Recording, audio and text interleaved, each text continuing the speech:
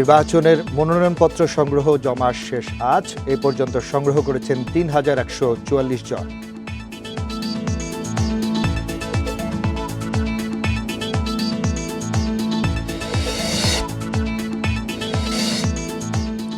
জোট ঘিরে চাপের মুখে এনসিপি, বৃহত্তর স্বার্থে জামায়াতের স্বার্থে নির্বাচনী জোট।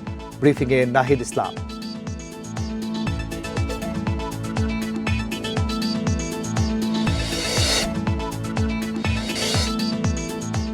বগুড়া ৬ আসনে প্রার্থী হচ্ছেন তারেক রহমান। ১৭ বছর পর আলোচনার কেন্দ্রে কলাকোপার বাড়ি।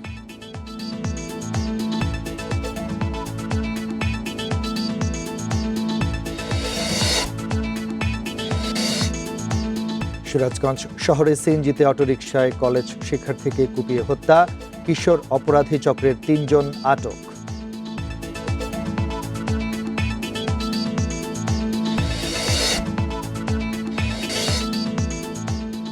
ঘন কুয়াশার কারণে সদরঘাট থেকে চাঁদপুর ও বরিশাল রুটে লঞ্চ চলাচল বন্ধ।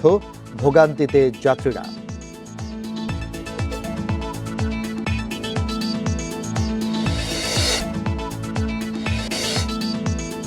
ইউক্রেনের শান্তি পরিকল্পনার যথেষ্ট অগ্রগতি হয়েছে জানালেন ট্রাম্প।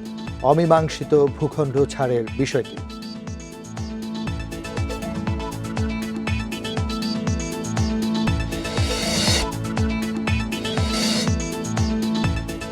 এগারো দল নিয়ে আজ শুরু হচ্ছে বহুল প্রতীক্ষিত নারী ফুটবল লিগ। অনেক ক্লাবই পায়নি পর্যাপ্ত অনুশীলনের সুযোগ।